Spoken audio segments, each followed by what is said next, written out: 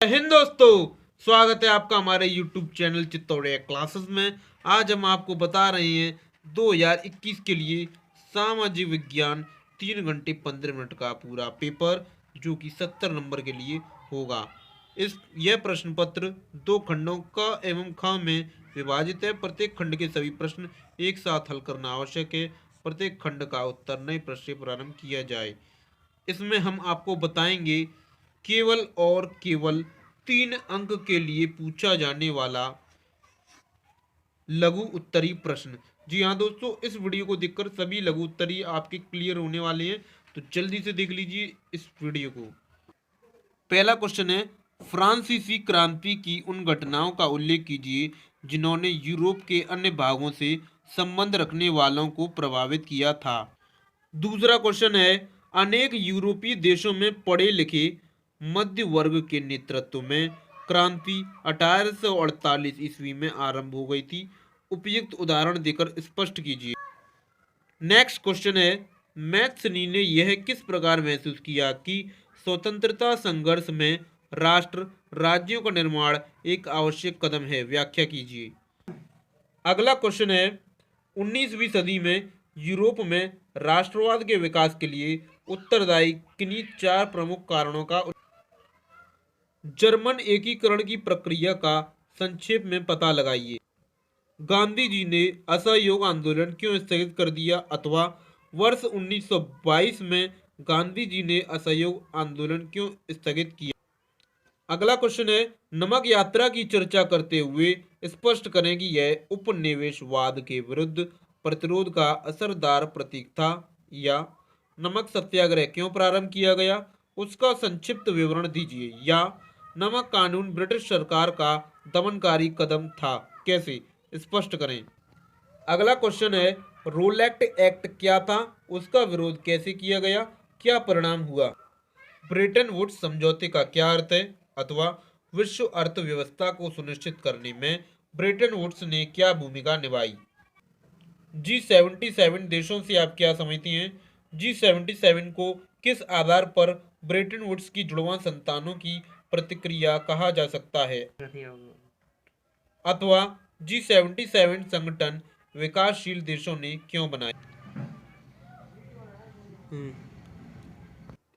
काली मिट्टी की किन्हीं 4 मुख्य विशेषताओं का उल्लेख कीजिए। काली मिट्टी का निर्माण किस प्रकार हुआ। काली मिट्टी और लैटेराइट मिट्टी में 2 अंतर लिखिए। जलोढ़ मिट्टी व लैटेराइट मिट्टी में अंतर लिखिए।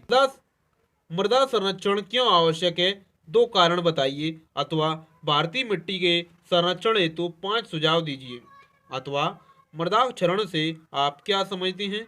मृदा क्षरण नियंत्रण हेतु कोई 2 उपाय सुझाइए, अथवा मृदा क्षरण नियंत्रण हेतु कोई 3 उपाय सुझाइए, अथवा भूक्षरण मृदा अपरदन से क्या तात्पर्य है, भूक्षरण को रोकने के 2 उपाय बताएं, अथवा पहाड़ी क्षेत्रों में मृदा अपरदन की रोकथाम के लिए क्या कदम उठाए जाने चाहिए। दोस्तों, ये क्वेश्चन बहुत इंपॉर्टेंट क्वेश्चन बताए जा रहे हैं, आप इनको टिक अवश्य कर लें, क्योंकि आप देखिए 2009 में, 8 में, 11 में, 16 में, 17 में, 18 में और 20 में भी पूछा गया है। मृदा अपरदन क्या है, भारत में प्रचलित मृदा अपरदन की प्रमुख प्रकारों का वर्णन कीजिए, अथवा मृदा अपरदन से क्या अभिप्राय है, मृदा अपरदन के लिए उत्तरदायी कारणों का वर्णन कीजिए। भारत में वनों के असमान वितरण के मुख्य कारणों का उल्लेख कीजिए।